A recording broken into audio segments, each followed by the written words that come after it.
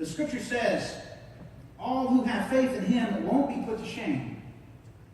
There is no distinction between Jew and Greek, because the same Lord is Lord of all, who gives richly to all who call on him, and all who call on the Lord's name will be saved.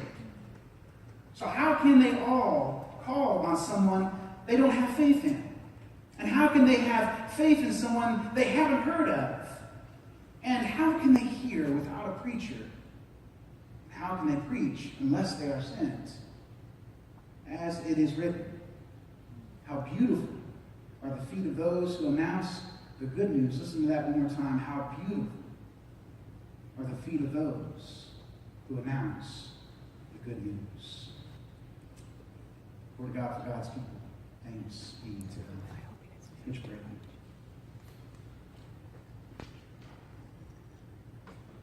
He touched me. Oh, he touched me. And oh, the joy floods my soul. Something happened, and now I know he touched me and made me whole. Gracious God, good and gracious God, thank you for sharing with us the gift of the good news through your Son, Jesus Christ. Thank you, loving God, for giving us the gift of grace through your Son, Jesus Christ.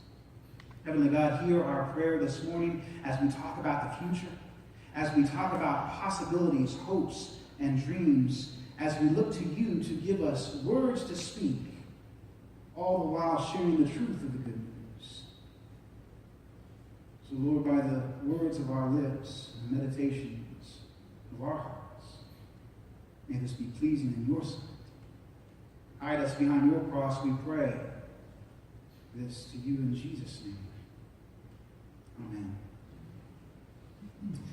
Dr. Don McKenzie shares a story that he recalls one very late night as he was called to the hospital. As he was walking down a semi-dark hall with no people around, a man suddenly ran out of nowhere from a patient's room, and he ran up to me, he says. I'd never seen him before. And he said with joy in his face, "She's going to make it. She's better. She's going to make it." And then he made his way on down the hall. I have not seen the man since. I do not know who he is talking about. I assumed it was someone very near and dear to him. And he had just received good news. He could not wait to share it. He did not even have to know the person who he shared it with. It just flowed from him because he had received good news. And good news is to be shared. There was a lady in my home church. Her name was Miss Cherry. Miss Cherry's long past since now. But she was just a fantastic woman, a matriarch of the church. I'm sure if you ask the people of Trinity United Methodist Church, or formerly known as First United Methodist Church of Muldrow, they could tell you many wonderful things about Miss Cherry. Her sweet disposition, her loving smile, or maybe they would tell you about the way she would share Christ with people. I love the way she did it. It was just a fantastic way. I enjoyed it. Miss Cherry would ask people she had never met, no matter where she was, anywhere, any place, anytime. Didn't know, like I said, it didn't matter who they were. She would say, "Do you know my friend Jesus?" She just walk up to someone and just say that. "Do you know my friend Jesus?" Now, this may have been off-putting to some, but Miss Cherry meant this with all of her heart because of the change that Jesus had brought to her life. She was sincere when she asked that question. Do you really know my friend Jesus? Because the difference that God made in her life through Jesus Christ, she had to ask this question. She had to know if they knew. Right? She wanted to tell them about Jesus. She wanted to evangelize in only the way that she knew how. And it seems that the word evangelism has almost become a derogatory term. a curse word, if you will, in the church nowadays. Evangelism, ooh, hush your mouth. If you say that again, I'm going to wash out your mouth with soap, right? I mean, people don't even want to hear that word. It's bad. It gives them chills up and down their spine. They get a little scared when they hear the word evangelism. Don't say that. That means I have to do it. If you say it and speak it, then I'm going to have to go ahead with it. But why does it have to be like that? Why does it have to be a terrifying thing to people? Why does it have to be scary? It doesn't have to be, you know. It doesn't have to be as threatening to you. All it is simply sharing the difference, the change that Jesus made in our lives in a way that we know how to share it. In only a personal way that you know how to share your faith. And it's not a matter of when or if we did share it, by the way. It's a matter of when we share it. Why wouldn't we want to share what has filled our lives with joy? Why wouldn't we want to give people good news? People love to hear about good news. People love to have their days brightened by something that has filled your life full of joy and full of hope. They want to know about it. And when you tell them about something that's good happening in your life, they want to go out and tell others about what's happening in your life because it made them feel good. That's the thing. We do want to give good news to people. People want to hear about it. Everybody loves to hear about it. But here's the thing. Unless we do it, unless we go about sharing good news, they won't ever hear about it. They won't ever know about it unless we do it. This is exactly what Paul's talking about in our text today, that the good news is for everyone in every place, in every occasion, all times, every country, every color, every creed. The gift of grace is for all people. That's the good news that we're supposed to share with the world. God's mercy, by the way, it's important to know that in the text that God's mercy is for all people, and no human, no religion, no nation can put restriction on this, even though we have tried to put restriction on this, making God's grace conditional only for people who fit a certain criteria. And shame on us for trying to do that, by the way. Shame on us for trying to box them into this little shell of a thing that we think you have to have and is necessary in order to obtain the salvation of Jesus Christ. Shame on us for doing so. What Paul was up against here was the Jewish and the Greek audience in which he ministered to. And as he spoke to them, he knew their differences. I mean, they had distinct differences of major issues of religion, of race, of culture. And yet he still preached to them. Even knowing these distinctions, he clearly says there is no distinction between the two of you because God's grace is for all people. All people. When one can begin to understand that the love and mercy of God is not for one's own hoarding, but for all. It's then that they forge a way forward to the universal scope of God's salvation. If you hear the word universal, it's for all people. It goes all around us, no matter what we do, no matter what we say, no matter where we go. The universal scope of God's grace is profound, church. One thing is clear in the text. Evangelism, by the way, is not something that is optional. It must be done. We must share the good news. And we have a message to share, doggone it.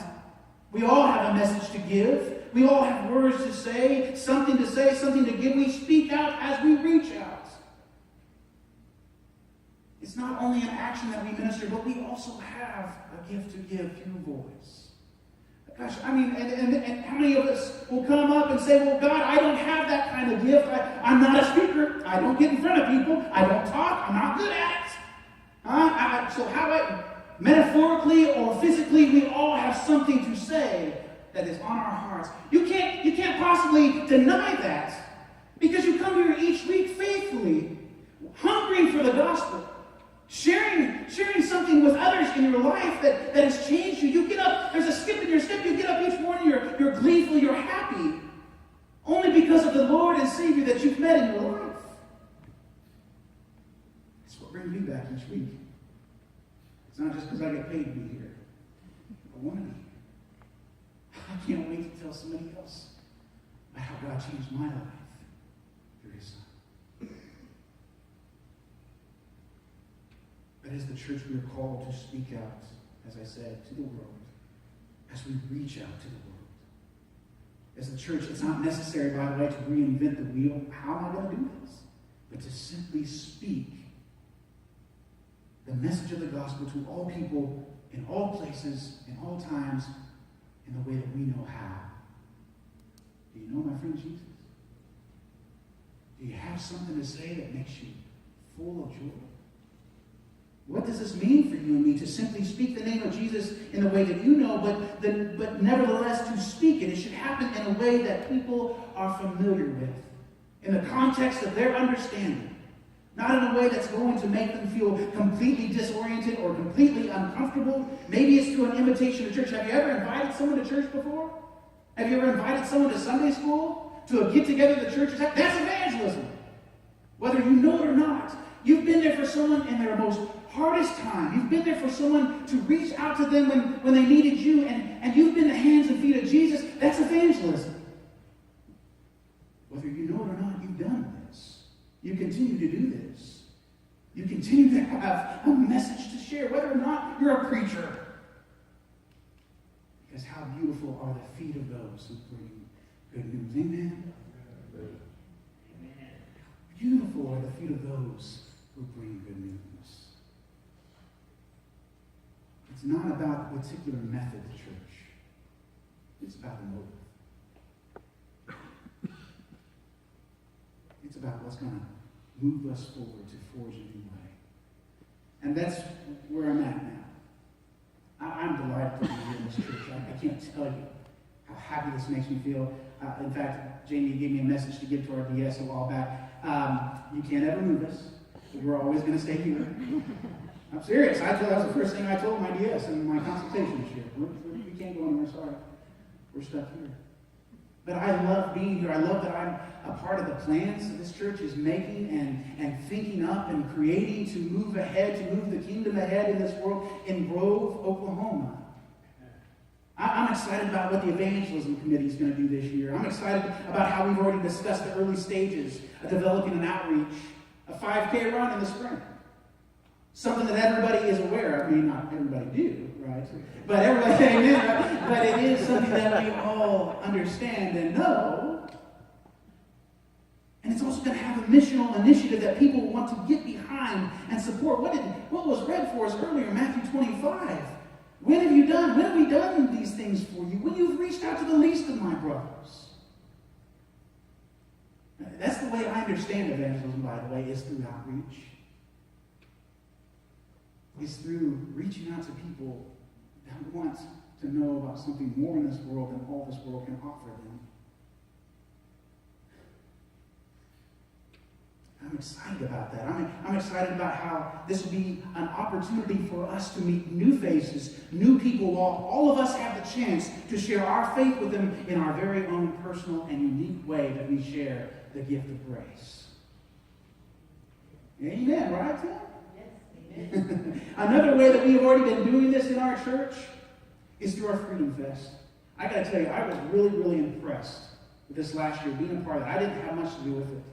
I mean, that thing was a well-oiled machine. I was so impressed at how the turnout of our people from this church that showed up to be the hands and feet of Jesus in just a very common way, but in a very exceptional way. It truly is a cause that is worthy of being a kingdom builder. I look forward to seeing that move ahead. Another big goal of the evangelism committee is an outreach event that is going to be a block party / back to school bash. At this event, we'll offer fun for families such as inflatables and games, foods, live music, maybe a battle of the bands if I can get our praise band on board with that and some of the other praise bands around town. Who knows? We hope to be another entity also in this endeavor to offer school supplies to people who need help, so that we can too offer support to the least of these. I'm excited about this. I'm excited about what our adult ministries are doing this year.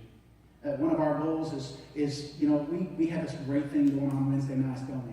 We have Solid Rock Cafe, we have Bible studies going on, we have youth group, we have the not Kids Zone, what's it called? Kids Zone. Yeah, I was right, Kids Zone. We have Kids Zone going on. It's fantastic. Have you seen all these little ones gather? This last week we did a dance. We had a good time. I want to see that even grow even more. I want to see that become an amazing thing, that it can become a Christian atmosphere for an adult mingling. So that adults can come here and share in a painting class, or a Zumba class, or a basket weaving class. A place that they can find sanction with one another. Giving us another opportunity also to witness to those about the faith that we have in our hearts. I'm excited about that. I'm excited to see what the possibilities are, what things will grow into, what they will become. Things that we had never thought of before. Trying, and dare I say it, new things? Why not? Why not, church?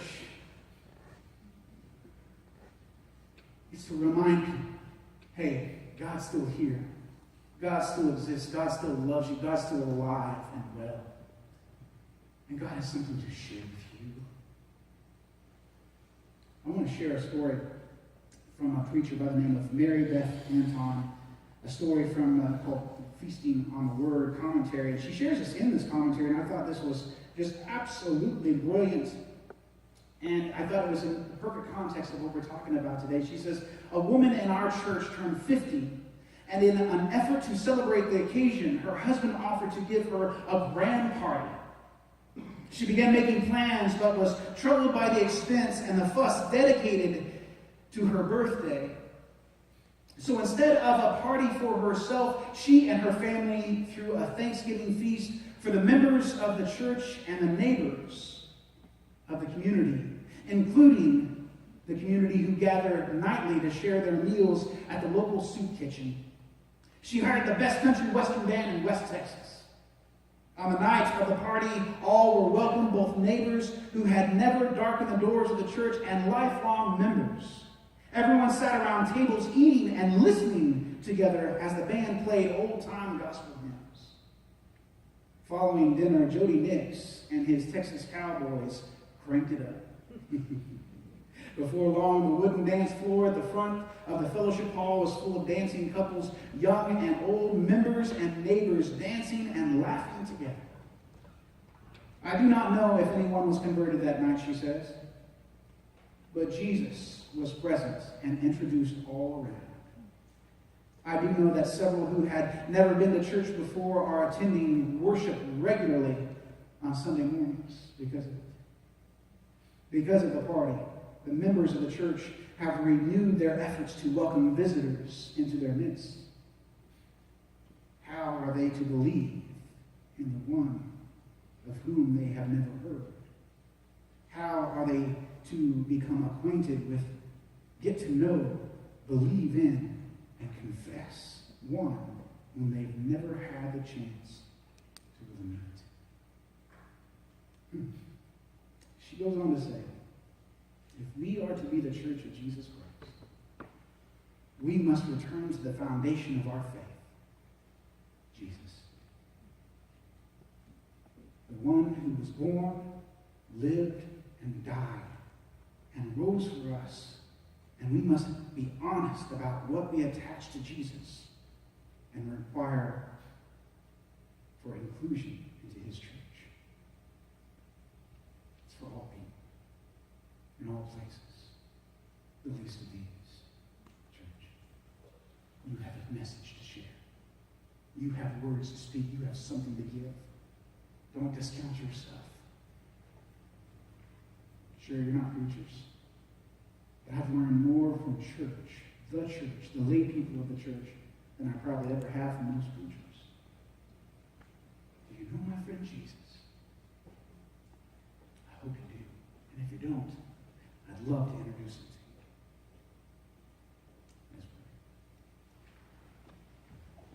you. Let's pray. Loving and beautiful God,